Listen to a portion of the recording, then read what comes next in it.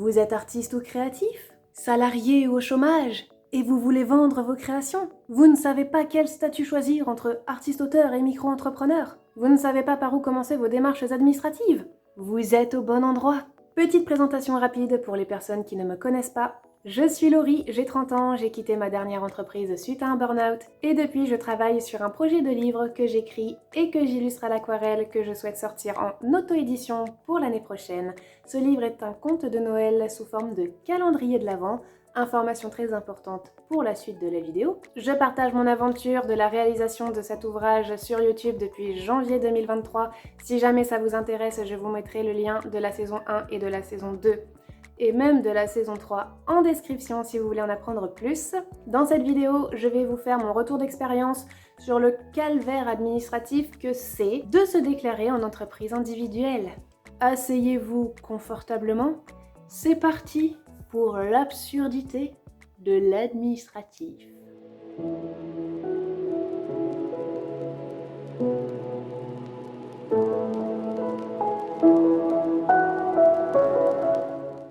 Au risque de me répéter, ceci est une vidéo où je vous fais un retour d'expérience sur ce que je suis en train de vivre au niveau administratif pour me déclarer en entreprise individuelle en fonction de ma situation personnelle et en fonction du projet professionnel que j'ai.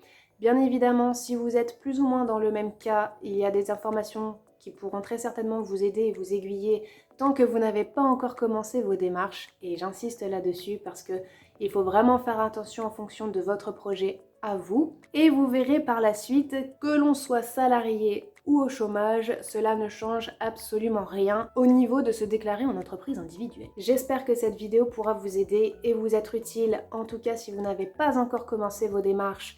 Si vous les avez déjà commencées, eh bien, bienvenue dans le bateau de la merde.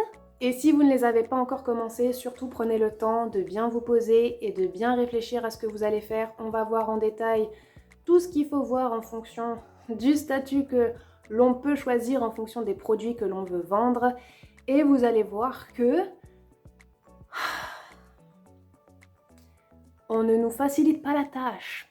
Maintenant que ceci est rappelé, on va pouvoir y aller.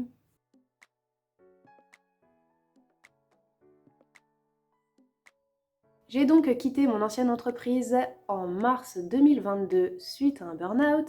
J'ai essayé de retourner dans le monde du salariat après ça, mais ça a été très difficile. Je n'y suis pas arrivée. Et si je suis là aujourd'hui devant vous, c'est que je n'y arrive toujours pas. Bref. À un moment donné, je me suis questionnée, je me suis dit, Laurie, qu'est-ce que tu as envie de faire vraiment? Qu'est-ce qui donnerait du sens à ta vie professionnelle? Et je me suis rendu compte que j'ai les études qui me permettent de me mettre à mon compte et ce qui me tient par les tripes vraiment, c'est de créer. Et donc, pourquoi je ne vendrais pas mes propres créations? Je serai donc à mon compte, mon propre patron, et je n'aurai plus à subir une hiérarchie pas très sympa avec moi. Je travaille depuis 1 an maintenant sur un projet de livre que j'écris et que j'illustre et que je souhaite sortir en auto-édition pour l'année prochaine. Ce livre sera sous forme de calendrier de l'Avent, du moins pour le moment, parce que vous allez voir que toute cette merde administrative va impacter mon projet et pas dans le bon sens du terme. Donc je vais très certainement devoir revoir mon projet à cause de tout ça. Ça m'enchante! Et donc, disons les choses clairement, depuis que j'ai quitté mon ancienne société, je suis au chômage. Les règles du chômage se sont durcies depuis quelques années et maintenant, si l'on dit à notre conseiller Pôle emploi que nous sommes en création d'entreprise ou que nous avons un projet professionnel de création d'entreprise, il faut pouvoir le prouver. Donc, ça fait quelques mois maintenant que je suis en communication avec ma conseillère Pôle emploi pour pouvoir lui montrer et lui prouver que je suis bien en train de créer des produits, que je suis bien en création d'entreprise. Je ne sais pas vous, mais j'ai souvent entendu sur les réseaux, sur YouTube, qu'il ne faut pas se déclarer en micro-entreprise tout de suite tant qu'on ne fait pas de chiffre d'affaires. Ça paraît logique, on ne va pas se lancer dans des démarches administratives tout de suite ou peut-être avoir des frais si on ne fait pas de chiffre d'affaires pour rentabiliser tout ça ou si, ça ne sert à rien de se déclarer tout de suite tant que notre activité n'est pas mise au point et ne démarre pas. Ça paraît logique. Il s'avère que dans mon cas, je dois prouver à un organisme que je suis bien en création d'entreprise. On m'a donné une deadline qui était au mois de septembre... On m'a donné une deadline qui était au mois de septembre 2023. Soit je devais prouver que j'étais bien en création d'entreprise, soit je devais retravailler. Donc, là, c'était la panique à bord parce que je me suis dit, mais attends, j'ai des copines qui sont artistes, qui sont à leur compte et qui sont artistes-auteurs. D'un autre côté, on me dit qu'il faut que je me déclare en micro-entreprise. Bon, qu'est-ce que je dois faire ? À quoi correspond tel ou tel statut ? J'étais un peu perdue, c'est vrai que quand on fait des recherches sur internet, c'est pas toujours évident d'aller chercher les bonnes informations, de trouver les bonnes informations et surtout de comprendre l'un et l'autre statut et surtout de se dire mais quel est le meilleur statut en fonction de sa situation et en fonction de son projet. Grâce au ciel, qu'est-ce qui est sorti cet été ? La formation sur les statuts de Tribulation de Marie. Cette formation est absolument génialissime. On y apprend la différence entre le statut d'artiste-auteur et le statut de micro-entrepreneur, quels sont les régimes de TVA, etc., etc. Je ne vais pas vous faire un récapitulatif de cette formation, je ne suis pas là pour ça. En revanche, je vous conseille, vous faites bien ce que vous voulez, mais sachez que votre argent sera bien investi si vous avez besoin d'avoir ces informations également. L'expert qui fait cette formation rentre bien dans tous les détails et c'est juste génial. Voilà, si vous avez des questions, n'hésitez pas à aller faire un tour, je vous mettrai le lien dans la description. Grosso modo, dans cette formation, qu'est-ce qu'on apprend ? On apprend que le statut d'artiste-auteur, ce sont pour les œuvres originales. Qu'est-ce qui est considéré comme œuvre originale ? C'est tout ce qui est livre, musique, vidéo, art. Quand je dis art, c'est dans le sens peinture, si vous êtes peintre et que vous vendez des toiles, etc. Pour la micro-entreprise, c'est différent, c'est tout ce qui va être produit manufacturé, c'est-à-dire que si vous voulez faire du textile, de la vaisselle et d'autres produits que vous n'avez pas vous-même créés, ça va être sous le statut de la micro-entreprise. L'expert de cette formation va d'ailleurs plus loin, si vous êtes illustrateur aussi, comme c'est mon cas. Il nous dit que les prints, donc tout ce qui est carte postale, affiches, A4, A3, etc., papeterie, tout ça, c'est de la micro-entreprise parce que c'est un produit manufacturé. Donc, grosso modo, là, on sait déjà à peu près sur quoi partir. Si on veut faire tel ou tel produit, on sait qu'il va nous falloir tel ou tel statut. Si on veut faire les deux, ce qui est mon cas, je voulais faire un livre plus des produits dérivés. Ces produits dérivés seraient des produits manufacturés, donc il me faudrait les deux statuts. Bien évidemment que l'on entend partout, et nous avons peut-être des gens autour de nous, comme c'est mon cas, qui ont les deux statuts, donc c'est possible de cumuler les deux. Attendez de voir la suite. Une fois que nous savons quel statut choisir en fonction de notre situation, nous pouvons commencer les démarches. Et là, qu'est-ce qui a été mis au point ? Ce merveilleux et incroyable guichet unique. Je crois que depuis 1 an maintenant a été mis en place le guichet unique. Qu'est-ce que c'est que le guichet unique ? Eh bien, c'est le nouveau site où on va aller pour se déclarer en entreprise. Avant, pour se déclarer en micro-entreprise, il y avait un site, auto-entrepreneur.fr ou .com, je ne sais plus, et il fallait aller sur le site spécial pour les auto-entrepreneurs. D'ailleurs, auto et micro, maintenant, c'est la même chose. Et donc, il y avait ce site spécial pour les auto-entrepreneurs et on devait aller se déclarer dessus. Maintenant, tout ça, c'est du passé. Tout ça n'existe plus. Maintenant, c'est le guichet unique où on fait toutes les formalités dessus. Voilà, c'est le début de la merde. Suite à la formation des Tribulations de Marie, moi je me dis, bon, Laurie, réfléchis. J'ai besoin d'avoir une entreprise pour montrer à Pôle emploi que je suis en création d'entreprise. Ok. Pour avoir le temps de faire mon projet. Ok. Quel est le statut pour l'instant qui me convient le mieux ? C'est le statut d'artiste-auteur, puisque mon produit phare, et le premier que j'espère vendre et que j'arriverai en tous les cas à finir pour l'année prochaine, c'est mon livre. Donc, je commence à me déclarer le 20 septembre, date qui est très importante, en artiste-auteur. Voilà. Et donc le 20 septembre, j'étais officiellement artiste-auteur. J'étais tellement naïve à cette époque que j'étais toute contente d'être déclarée. Attendez de voir la suite. Je me déclare, je suis contente, je reçois au bout de quelques jours ma formalité sur le guichet unique, tout ça. est validé, tout est bien fait, etc., etc. Je vous précise quand même au passage que c'est une formalité qui m'a pris bien 3 heures à 3h30 pour la faire en entier. D'ailleurs, j'ai été obligée d'appeler l'INPI, parce que oui, bien sûr, j'ai oublié de vous le mentionner, le guichet unique est sur le site de l'INPI. Alors, qu'est-ce que c'est que l'INPI? L'INPI, c'est l'Institut national de la propriété intellectuelle. Quel rapport avec la création d'entreprises? Pourquoi? Bref, je suis donc obligée d'appeler l'INPI parce que je n'arrive pas à cocher la petite case artiste-auteur, puisque à un moment donné, si jamais vous voulez vous déclarer en artiste-auteur, vous allez voir que vous devez avoir une case artiste-auteur qui est grisée en fonction des choix que vous allez sélectionner, en fonction de votre activité, etc.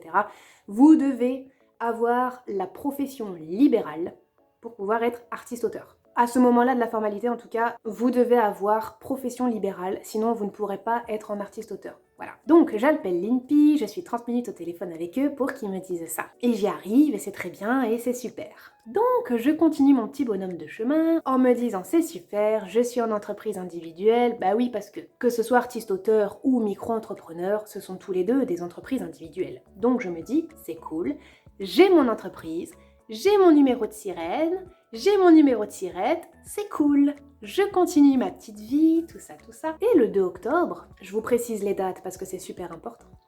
Le 2 octobre, je reçois dans ma boîte aux lettres un courrier de l'URSSAF. L'URSSAF qui m'envoie un échéancier prévisionnel de cotisation sociale. Et j'apprends joyeusement que je dois payer 311 € de cotisation sociale pour le 4e trimestre 2023 sur un chiffre d'affaires prévisionnel de 6 500 €.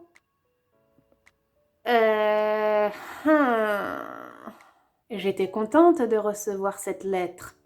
Pas de chiffre d'affaires, le produit phare n'est pas encore terminé, et il faut payer 311 € de cotisation sociale sur quoi? Sur rien.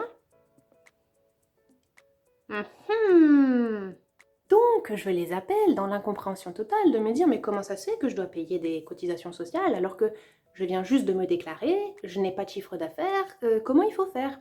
Et là, très important, notez-vous bien ça si jamais vous voulez vous déclarer en artiste-auteur, il fallait que je fasse ma modulation de chiffre d'affaires sur mon espace personnel de l'URSSAF avant le 25 septembre. Mais j'ai oublié de vous mentionner que le courrier que j'ai reçu du 2 octobre était lui-même daté du 25 septembre. Je vais tout de même sur le site de l'URSSAF pour contacter quelqu'un et demander qu'est-ce qui se passe, comment ça se fait, aidez-moi. Aidez-moi à comprendre. J'essaye de faire mon compte pro sur le site de l'URSSAF et là, quand je rentre mes informations, on me demande un code d'activation de mon compte. Code d'activation où l'on nous prévient qu'il sera lui-même envoyé par courrier. Courrier que je n'avais toujours pas reçu. Donc, qu'est-ce que je fais?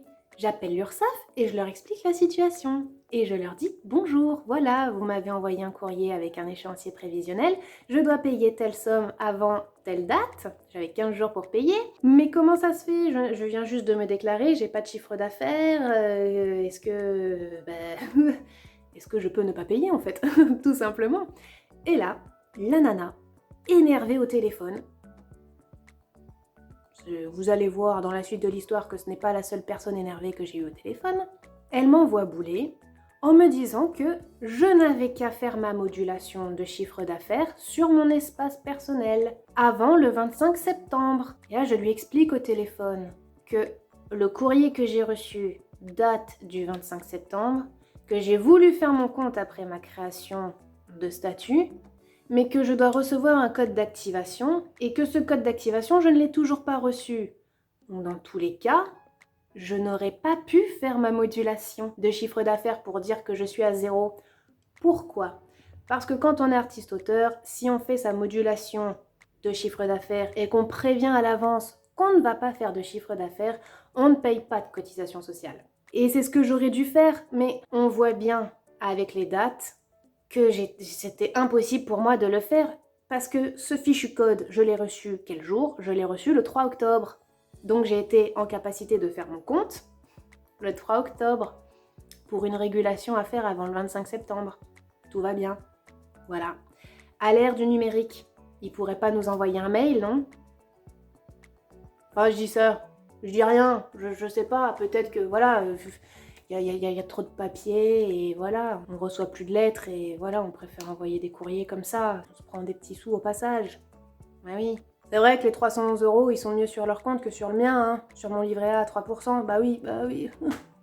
Donc, cette gentille nana m'envoie bouler, c'est limite, elle me raccroche au nez, et elle me dit que je n'ai pas d'autre choix que de payer avant le 15 octobre. Donc là, je pète un plomb, le premier d'une longue série. Je me dis, mais c'est pas possible. C'est pas possible. Ça commence mal. Et je ne suis pas au bout de mes peines. Soit qu'il en soit ainsi, je vais payer les 311 € d'URSSAF. Une fois que j'ai fait mon compte, j'ai de cash, envoyer un message en demandant le remboursement. Vous verrez plus tard comment ça se passe pour le remboursement. Parce que là, encore une fois, on sait quand est-ce que notre argent part, mais on ne sait pas quand est-ce qu'il revient. Mystère et boule de gomme. Je continue ma petite vie tranquille. Le lendemain, donc le 4 octobre, je reçois un courrier des impôts qui me demande de faire mon compte professionnel des impôts. Donc là, je suis un peu surprise parce que mes copines, qui sont elles-mêmes artistes-auteurs, me disent qu'elles déclarent leur chiffre d'affaires sur leur avis d'imposition personnelle. Donc là, je me dis, ouh là là là là, qu'est-ce que c'est que ça? Si vous avez des personnes auto-entrepreneurs ou artistes-auteurs autour de vous, très certainement qu'elles vous ont dit que c'est mieux d'avoir un compte personnel et un compte professionnel. Donc, j'ai commencé à chercher comment faire pour avoir un compte professionnel pour différencier les impôts de mon compte perso, parce que, enfin, je sais pas s'ils vont se servir sur mon compte ou quoi, enfin, je suis un peu débutante, moi, dans tout ça, donc bon, faire les choses correctement. Donc, je me renseigne auprès de ma banque, tout ça, je mets, je sais pas, je crois 1 mois, 3 semaines, 1 mois avant d'avoir un rendez-vous, bon bref, ça, c'est en stand-by. Vient le moment de l'actualisation à Pôle emploi, où je dis fièrement et toute contente que je suis artiste-auteur, et mon actualisation, merde. Pourquoi? Parce que le statut d'artiste-auteur, bien sûr que je peux continuer à percevoir les indemnités du chômage avec le statut d'artiste-auteur, puisque pour diverses raisons, l'artiste-auteur perçoit des droits d'auteur, donc c'est cumulable de percevoir des droits d'auteur avec les indemnités de Pôle emploi. En revanche, je ne suis pas considérée comme en création d'entreprise, et donc cela ne me dispense pas de chercher un emploi.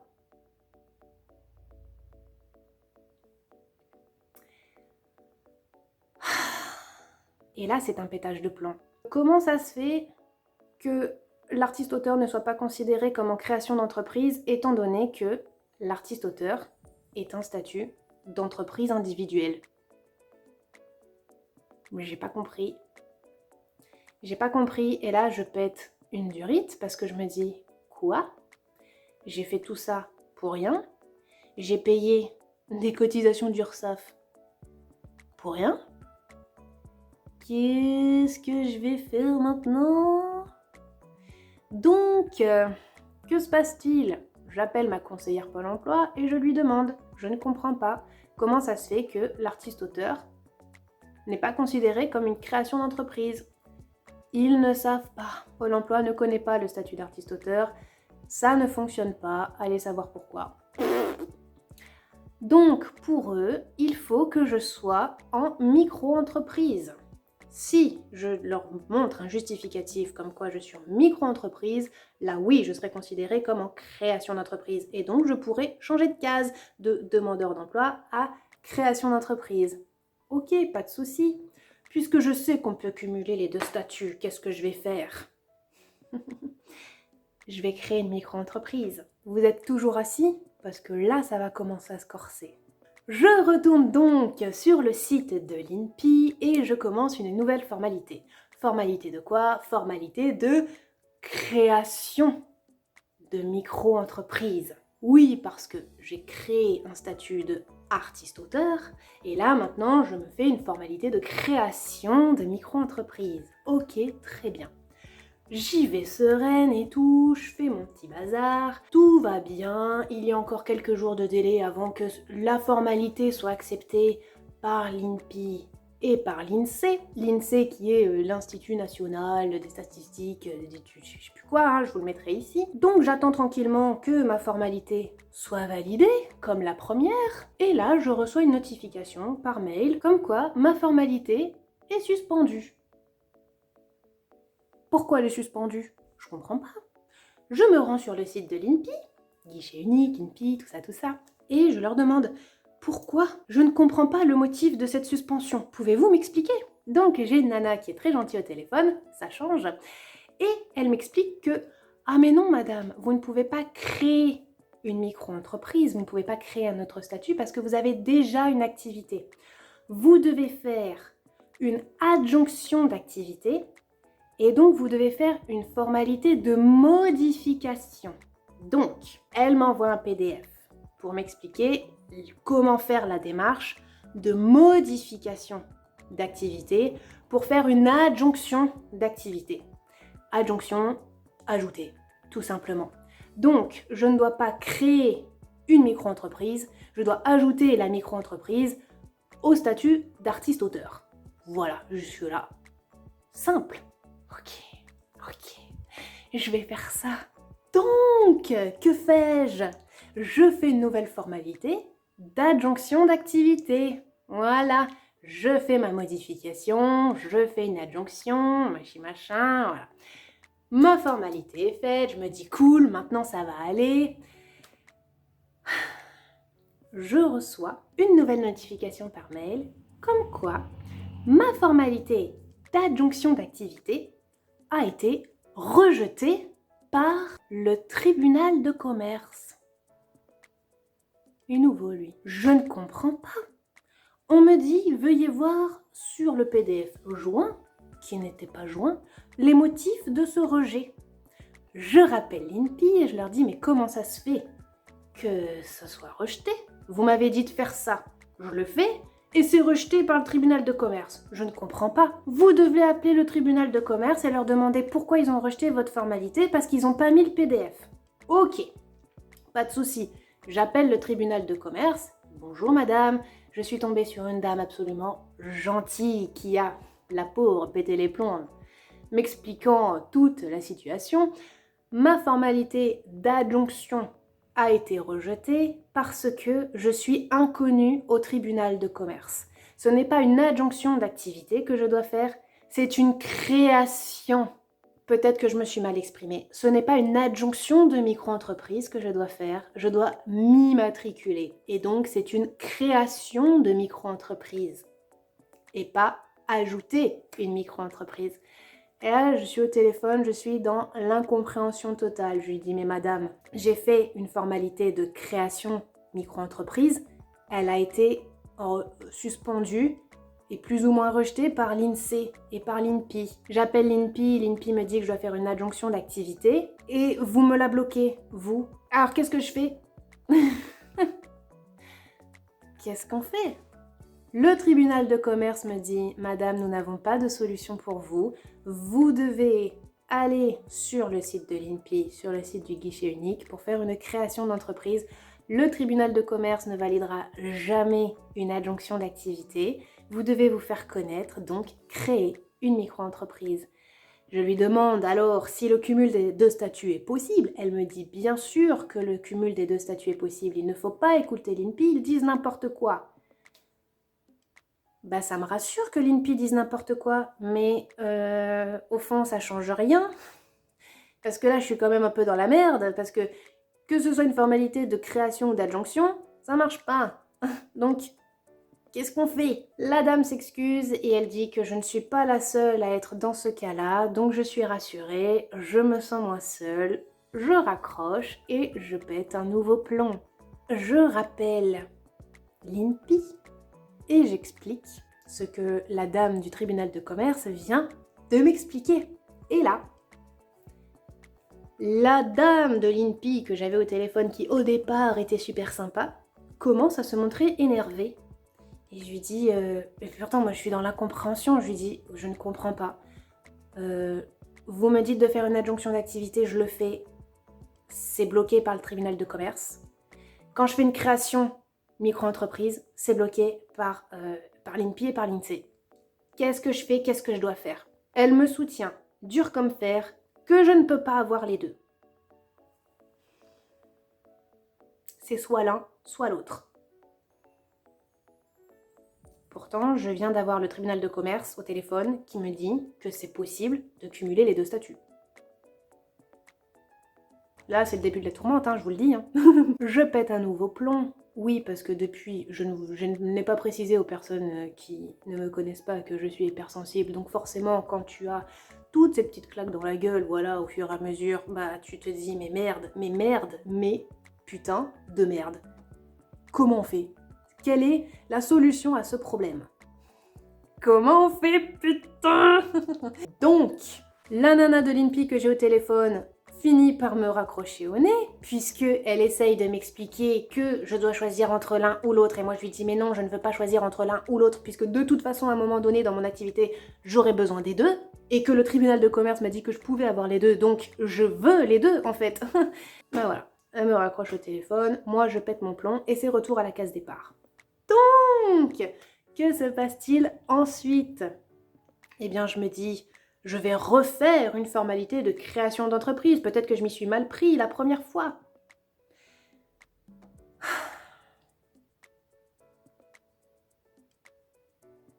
Et vous savez ce qui se passe pour cette troisième formalité? Elle est rejetée par l'INSEE, évidemment.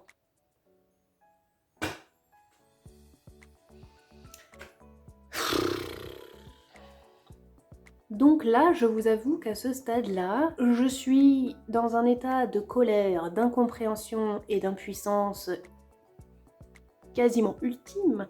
Et je me dis, bon, puisque l'INPI ne m'aide pas, je vais appeler l'organisme qui me bloque. Je contacte l'INSEE. Quand on appelle l'INSEE, on tombe sur la plateforme qui répond à nos appels téléphoniques et qui peut éventuellement nous rediriger vers le service adéquat. Donc je tombe sur une personne absolument très gentille qui m'explique que je dois remplir le formulaire de contact sur le site de l'INSEE et mon formulaire de contact sera redirigé vers le bon service puisque lui il est sur la plateforme, il s'occupe pas de ça. Lui il est juste là pour nous aiguiller. Ok, donc je vais sur le site de l'INSEE et je remplis mon formulaire de contact en expliquant mon problème. Donc je vais vous mettre ici le mail que j'ai envoyé à l'INSEE.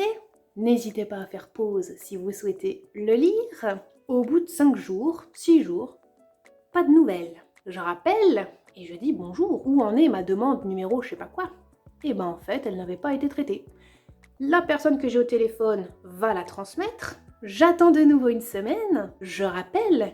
Et là, la personne que j'ai au téléphone me dit « N'hésitez pas à les relancer par mail, ils répondent. » La première personne que j'ai eu au téléphone ne pouvait pas me le dire, que j'ai perdu une semaine avec ça. Peut-être que pour vous, si je vous donne toutes ces informations, vous pouvez penser que c'est inutile, mais en fait c'est très utile, parce que si jamais vous devez avoir affaire à l'INSEE, évitez de les appeler si vous remplissez votre formulaire de contact, relancez-les directement par mail et vous gagnerez du temps précieux. Donc, que fais-je? Je relance par email et je leur demande s'il vous plaît, y a-t-il quelqu'un qui peut m'aider? Sur ce, je reçois ceci. Bien évidemment que j'ai dû le lire plusieurs fois avant de comprendre. Ce qui est toujours intéressant dans ce genre de cas, c'est que lorsque nous travaillons dans un certain domaine, nous avons un certain jargon, un certain vocabulaire. Mais quand on ne fait pas partie de ce domaine d'activité, on n'y comprend rien. La personne de l'INSEE qui me répond ce qu'elle m'a répondu, j'ai rien compris. Donc je lui envoie un nouveau mail en lui demandant si j'ai bien compris. Je lui envoie ceci. Pour voir si j'ai bien compris, parce qu'à un moment donné, je me dis merde, Laurie, t'es complètement débile de pas comprendre ce qu'on te dit. Non, c'est juste qu'en fait, ce n'est pas un vocabulaire que je vois et que... Enfin... c'est pas le genre de vocabulaire qu'on emploie tous les jours, quoi. Et donc, il me répond ceci. Et je suis bien contente d'avoir cette réponse et qu'on me dise que j'essuie les plâtres problèmes techniques du guichet unique mis en place par l'INPI et que oui, les deux statuts sont cumulables. Merci. Donc, qu'est-ce qu'il en ressort de cet échange avec l'INSEE? Il en ressort que je dois me faire connaître au niveau du RCS. RCS, qu'est-ce que c'est? Registre des commerces et des sociétés. Un nouvel organisme de je ne savais pas. Avant évidemment de contacter le RCS, j'appelle l'URSSAF. Je lui demande comment faire pour me faire rentabiliser n'importe quoi. Comment faire pour me faire rembourser mes 300 €. Elle me dit mais ça sera au niveau de votre déclaration l'année prochaine. D'accord, ok, bon bah si c'est l'année prochaine, déclaration, pour moi dans ma tête, c'est déclaration. Pour l'instant, la seule déclaration que je connais, moi, c'est la déclaration d'impôt. Voilà, ça c'est une information pour plus tard. Donc, que fais-je après ça? J'essaye de rentrer en contact avec le RCS.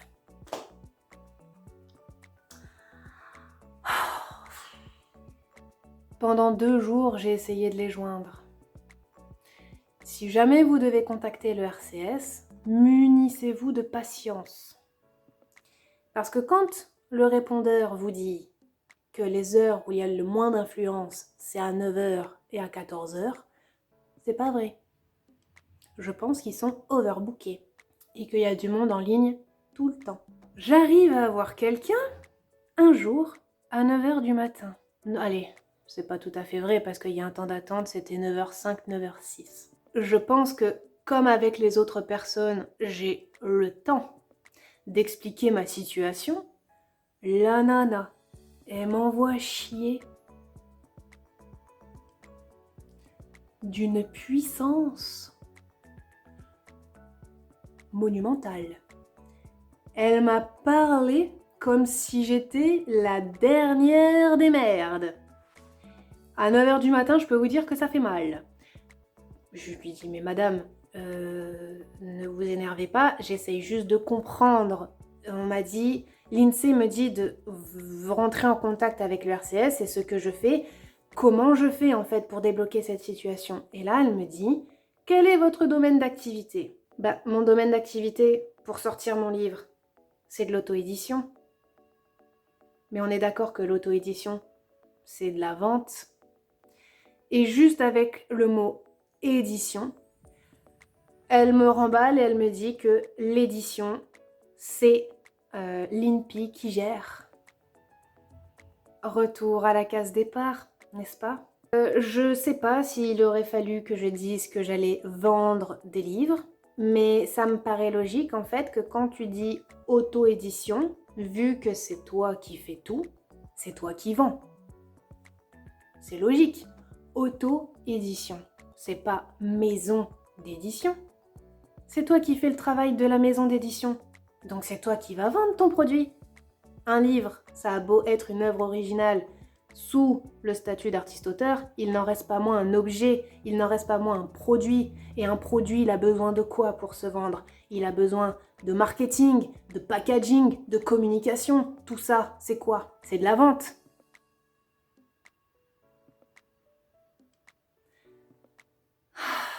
Bref, j'ai pété une durite. Le nombre de durites que j'ai pété... Non mais je vous dis, moi dans ma tête, c'était n'importe quoi. Hein. Parce que tout ce temps-là, à chaque fois que j'ai quelqu'un au téléphone ou que j'envoyais des mails, etc., c'est autant de temps précieux que j'ai perdu pour avancer sur mon livre, hein. Ne l'oublions pas. Donc, retour à la case départ. Je suis complètement dépitée. Je suis au bout du rouleau, hein, on va le dire, hein, au niveau de la charge mentale de toute cette merde. Eh ben, on n'a pas besoin de ça en fait quand on est entrepreneur. On a déjà tellement de choses à gérer.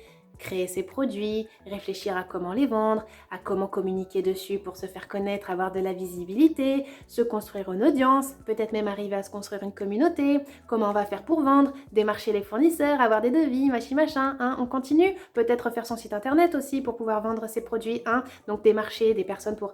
Bref. Voilà, je vais m'arrêter là. Est-ce qu'on a en plus besoin de se prendre la tête avec toute cette merde? Non? Alors pourquoi ils nous font comme ça? Tout va bien, je vais bien. Donc, en désespoir de cause, j'envoie un mail à ma conseillère Pôle emploi et je lui demande de...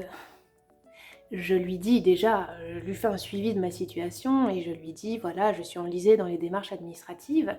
Je lui envoie un document PDF avec les échanges que j'ai avec l'INSEE et je lui explique que je n'arrive pas ni à ajouter la micro-entreprise ni à la créer, alors que le cumul des deux statuts est possible. Hein. On a l'URSSAF, l'INSEE, le tribunal de commerce qui nous le dit. D'ailleurs, peut-être que parmi vous, il y en a aussi qui ont les deux statuts. Je dis à la fin de mon mail pour ma conseillère Pôle emploi, est-ce que vous pouvez m'expliquer exactement pourquoi le statut d'artiste-auteur n'est pas considéré comme création d'entreprise alors que c'est bien un statut d'entreprise individuelle? J'aimerais bien comprendre parce que je vais sortir un livre pour la première année. Parce que je suis réaliste, j'aurai très certainement pas le temps de faire d'autres produits. Donc, le statut qui me correspond par rapport à mon projet actuellement, c'est le statut d'artiste-auteur. Le statut d'artiste-auteur est taxé à 18% au niveau des cotisations sociales. Alors que sous le statut de la micro-entreprise, il faudra déclarer le livre en bénéfices non commerciaux. Les bénéfices non commerciaux en micro-entreprise sont taxés à 22%, soit 4% de plus que le statut d'artiste-auteur. Franchement, quand on débute une activité, 4%, c'est énorme. Donc je leur dis, le statut qui m'avantage à moi pour démarrer mon activité, c'est artiste-auteur. Et donc j'attendais d'avoir la réponse de Pôle emploi pour pouvoir tourner cette vidéo, pour que je puisse savoir qu'est-ce que je vais faire de ma vieille carcasse. J'ai une autre personne qui me répond et qui me dit, qui me définit en fait le statut d'artiste-auteur. Voilà, qui me met plein d'articles, qui me dit que l'artiste-auteur, c'est une personne qui fait des œuvres, qui perçoit des droits d'auteur, etc., etc. Elle me met des articles de loi, machin, blablabla, et elle termine par l'artiste-auteur est un demandeur d'emploi. Donc, je n'ai pas d'autre choix pour avoir le temps de faire mon projet, de faire une micro-entreprise. Qu'est-ce que ça veut dire? Ça veut dire que, puisque grâce à ce guichet unique de crotte de lapin, pour rester poli, on ne peut pas créer ou ajouter une micro-entreprise à un statut d'artiste-auteur, il faut faire une cessation d'activité d'artiste-auteur pour créer une micro-entreprise. Et donc tu sais d'avance, avant même d'avoir débuté ton activité, que tu vas être taxé plus que ce que tu devrais. Eh ben ça fout les boules, non? Non, parce que le chômage, on travaille, on cotise. Si on a des droits au chômage, c'est justement parce qu'on les a cotisés, on y a droit à ce chômage. Non, parce que ce que j'ai pas dit, c'est qu'en fait, on va me radier si je ne montre pas que je suis en création d'entreprise. Voilà, ça fait des mois aussi que je suis un peu avec une pression et une charge mentale qui est de « mon Dieu, il faut que je fasse vite ça pour ne pas être radiée, quoi. » Hein ? Parce qu'à un moment donné, il y a plein de possibilités pour éventuellement garder le statut d'artiste-auteur et garder les droits au chômage, peut-être reprendre un emploi à mi-temps ou faire de l'intérim, etc., etc. Sauf que actuellement, ce qui me fait vibrer et ce qui m'épanouit professionnellement, c'est de faire mon projet. Et retourner dans le salariat, j'y arrive pas. J'y arrive pas. J'ai essayé l'année dernière, j'ai passé plusieurs entretiens. Je les ai pas validés, mes entretiens. Est-ce qu'il y a des personnes parmi vous qui ont fait des burn-out? Que vous pouvez nous dire dans les commentaires comment vous avez fait pour passer au-dessus de ça et pour retourner dans le salariat, s'il y en a parmi vous qui sont retournés dans le salariat. Parce que moi, j'y arrive pas. J'y arrive pas. Ça m'oppresse rien que de me dire que je vais devoir retourner travailler pour une société, pour une entreprise qui va très certainement me presser comme un citron encore une fois, où il y aura très certainement du management directif, où on sera encore en sous-effectif parce que ça c'est le mal de notre génération, hein. On est tous en sous-effectif, on nous demande à nous de faire le travail de une personne et demie, voire deux, alors que ça serait peut-être bien mieux d'embaucher une personne supplémentaire plutôt que de tout le temps charger les bourricots. Voilà, c'est un autre débat, bien sûr, mais rien que de me dire ça, je me sens pas bien. Voilà. Et puisque j'ai le temps de faire mon projet, j'aimerais bien prendre ce temps. Parce que, au-delà de tout ça, pour faire mon livre, j'ai fini l'écriture. Mais l'écriture d'un livre, il faut passer par une correction, mais on va pas sortir un livre sans le faire corriger. Ça, l'étape correction pour un livre, c'est inévitable, c'est obligatoire. J'ai payé une correctrice. Je l'ai payée avec quel argent? Avec le mien. Donc j'ai investi dans mon projet. Autre chose, j'en avais parlé plus avant sur ma chaîne, je n'ai pas les compétences de graphisme pour mettre mon livre en page. Donc qu'est-ce que j'ai fait? Je suis passée par une graphiste. Ma graphiste, Alex, super Alex, eh ben, faut bien la payer quand même. Elle va pas me dire «Oh Laurie, t'as des trop beaux yeux, je travaille pour toi gratos». Bah non. Mais Alex, c'est pareil. J'ai investi dans ses compétences. Avec quel argent? Avec le mien. Ça veut bien dire que je crois en mon projet, que j'investis dans mon projet et que je veux que ça fonctionne. Sinon, je ferais pas tout ça. Je suis pas vraiment sereine de dire tout ça sur YouTube, sur les réseaux, mais je pense que ça peut en aider certains pour voir un peu ce qui se passe en fait dans la vraie vie et que c'est la merde en fait. Que c'est la merde. Donc si vous êtes dans un cas, de toute façon, vous voyez bien que le problème de cumuler les deux statuts, ça n'a rien à voir avec le fait qu'on soit salarié ou au chômage, hein. Voilà, ça n'a rien à voir. Mais se poser les bonnes questions, voilà. Parce que même si, imaginons, vous êtes salarié et vous n'avez pas l'urgence de vous déclarer en entreprise individuelle, en fait, si vous faites plusieurs produits, en fait, à l'heure actuelle, au moment là où je vous parle, c'est-à-dire on est en quel mois? Novembre 2023, à cause du guichet unique, on ne peut pas cumuler les deux statuts et donc on est obligé, nous, créatifs, artistes, enfin, ça dépend encore une fois du projet, mais pour les personnes qui ont envie de faire toute une gamme de produits avec un livre, avec de la papeterie, avec d'autres produits, et ça veut dire que c'est micro-entreprise obligatoire. Voilà. Et donc micro-entreprise, ça veut dire payer 4% de cotisation sociale de plus. Et ça me fait peur parce que puisque l'URSSAF m'a demandé 300 € sur un chiffre d'affaires prévisionnel de 6500, ça, c'est taxé à 18%. Et c'est que, on va dire, entre guillemets, sur 6500 € de chiffre d'affaires prévisionnel. Imaginez, je sais pas, c'est la débandade l'année prochaine et j'explose tout. Imaginons, je serai taxée à 22%. Donc ça sera plus cher. Quel est l'impact de tout ça sur mon projet? L'impact, c'est que si je suis plus taxée, très certainement que le prix de mon livre sera plus élevé, puisque je vais devoir compenser. Qu'est-ce que ça veut dire d'autre aussi? Que mon projet, mon idée de départ, c'était de faire un livre sous forme de calendrier de l'Avent. Mais un calendrier de l'Avent, à partir de mi-novembre, c'est fini, je le vends plus. La question que je me pose, c'est est-ce que je vais garder ma forme originale de calendrier de l'Avent comme je veux le faire et que j'aurais voulu et que je voulais le faire, ou bien est-ce que je change et j'enlève cette partie calendrier de l'Avent pour pouvoir vendre mon livre sur décembre. Et à ce moment-là, si je peux vendre mon livre sur décembre puisque c'est une histoire de Noël, je gagne non pas 2 semaines, mais peut-être 3 ou 4. Si je peux gagner un mois de vente supplémentaire pour mon livre, ça me permettra de rentabiliser les frais que j'ai déjà sortis et ça me permettra de rentabiliser ces cotisations sociales qui seront plus élevées. Mais ça veut dire quoi d'autre aussi? Que j'ai pas forcément envie de mettre mon livre à 30 ou 35 €. Moi qui veux faire un calendrier de l'Avent avec couverture rigide, si mon prix est trop élevé, peut-être que je serai obligée de baisser la qualité. Baisser la qualité, ça veut dire quoi?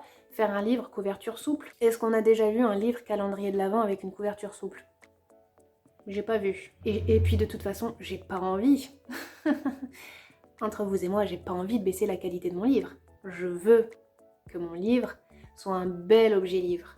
Je veux qu'il reflète... Il est terminé dans ma tête, mon livre, hein. Je sais à quoi il va ressembler, hein. Je veux qu'il ressemble à ce que j'ai dans la tête. Donc ça pose aussi d'autres questions. Pour éviter de mettre un prix trop élevé, je vais devoir...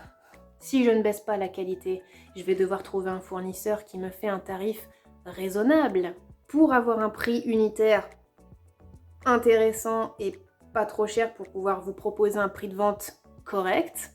Est-ce que je vais arriver à trouver un fournisseur français avec l'explosion du papier, etc., etc. Comment je vais faire? Ça, c'est la partie démarchage. Il n'y a pas de souci. Sauf que le prix du papier fluctue. C'est pas parce que je vais demander un devis aujourd'hui qui sera au même prix dans 3 mois. Est-ce que je passe par un fournisseur français ou est-ce que je passe par un fournisseur européen qui, si je passe par un fournisseur européen, ne sera pas dans mes valeurs d'entreprise, puisque mes valeurs personnelles, c'est de consommer local, régional ou au moins national. Ben, européen, non, c'est pas écolo, quoi. Enfin, voilà, ça me pose beaucoup de questions et ça me fait chier, hein, on va pas se mentir, ça me fait chier. Et puis aussi, dernier détail, je vous ai pas dit. Bien sûr, j'ai appelé les impôts pour savoir comment ça allait se passer, hein. Je leur ai demandé comment ça va se passer au niveau fiscal si je fais une cessation d'activité pour créer une micro-entreprise. Comment ça va se passer vu que je dois avoir un compte pro pour les impôts. Donc j'explique la situation à la dame que j'ai au téléphone des impôts, dame qui est super sympa. Au passage, hein, quand les gens sont sympas, faut le dire. Quand les gens c'est des canards, faut le dire aussi. Bref. Donc elle est super sympa et je lui explique ma situation, je lui dis voilà, j'ai voulu faire tout mon micmac là, je vais très certainement devoir faire une cessation d'activité pour créer une micro-entreprise. Comment ça va se passer au niveau fiscal? Et là j'entends au téléphone que la dame ne comprend pas. Et elle me dit mais madame, vous avez une micro-entreprise? Mais non.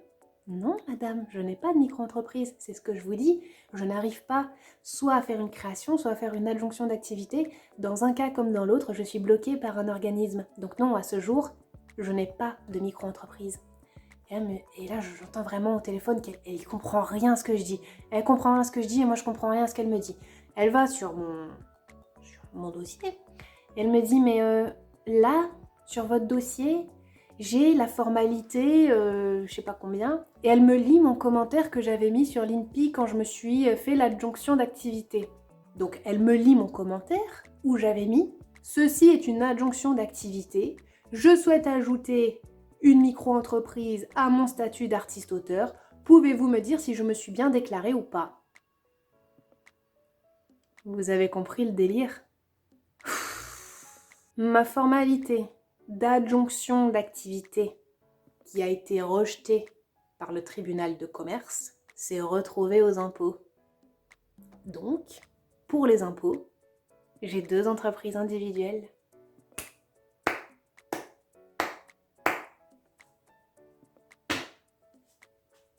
Pour les impôts, j'ai 2 entreprises. Voilà. Comment? Pourquoi?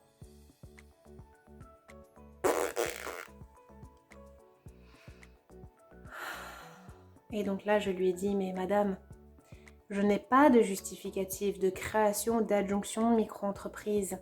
C'est quoi ce bordel? Non, je lui ai pas dit c'est quoi ce bordel, mais entre nous, c'est quoi ce bordel? Comment je vais faire au niveau fiscal? Comment je vais faire au niveau fiscal pour dire aux impôts, je n'ai pas de micro-entreprise? Surtout que si je fais une cessation d'activité pour l'artiste-auteur, si je refais une formalité de création d'entreprise, qu'est-ce qui va se passer? Enfin, de création de micro-entreprise, qu'est-ce qui va se passer? Est-ce que les impôts auront 2 micro-entreprises à mon nom? Une qui a été ajoutée et une autre qui a été créée? Comment ça va se passer? Mystère et boule de gomme. Voilà, c'est ce que je pouvais vous dire sur cette première partie, je pense, du calvaire administratif qu'il se passe en ce moment grâce au guichet unique. Très certainement que je ferai une partie 2 si jamais ça vous intéresse de savoir comment je me suis dépatouillée de tout ça. Mais bon, là maintenant, ce qui va se passer, c'est que j'ai pas d'autre choix que de cesser l'activité d'artiste-auteur et de créer une micro-entreprise. Donc oui, partie 1, partie 2, non, je pense pas que je ferai une partie 2 puisque c'est ce qui me reste à faire. J'en parlerai dans les vlogs pour les petits habitués qui me suivent et qui sont là. Et merci, heureusement que vous êtes là, de m'envoyer votre soutien et tout toutes les semaines parce que je peux vous dire que ça m'a fait péter les plombs. Hein.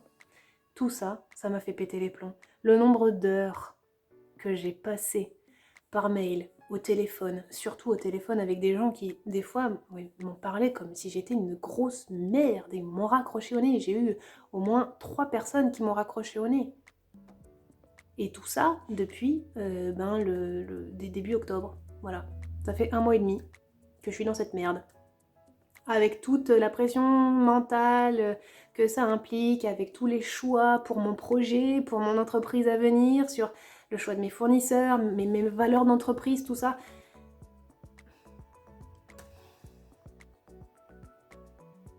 J'ai pété les plombs.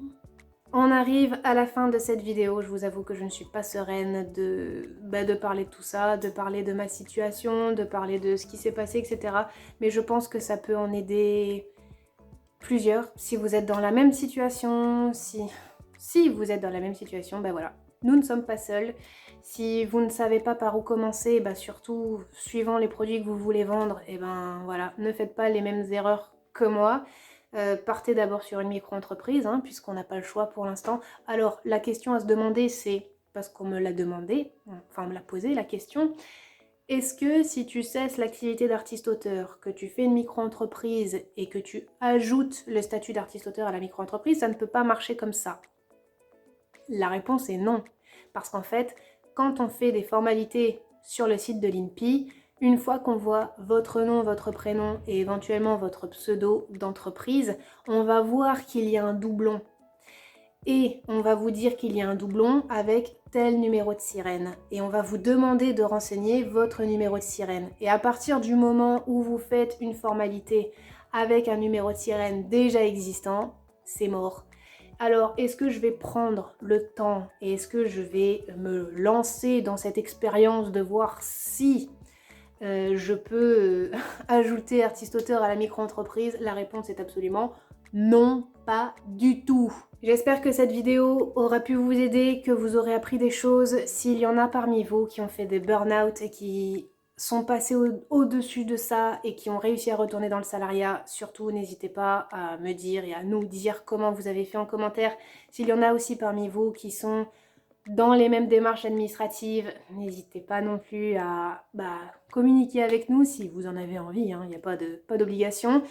Et puis voilà, hein, force et honneur, c'est le moment d'être solidaires les uns les autres entre créatifs que nous sommes, et hypersensibles que nous sommes. Je vous laisse là pour aujourd'hui, j'espère que cette vidéo et ces informations auront pu vous aider et vous aiguiller sur comment faire en fonction de votre situation à vous. Pour mes petits habitués, on se retrouve la semaine prochaine avec je ne sais pas quoi, on verra bien. En tout cas, vous le voyez, le fun est revenu, il vaut mieux en rire, hein, parce que ça suffit de faire des cheveux blancs pour de la merde. On se retrouve la semaine prochaine pour de nouvelles aventures. D'ici là, prenez bien soin de vous. Ciao!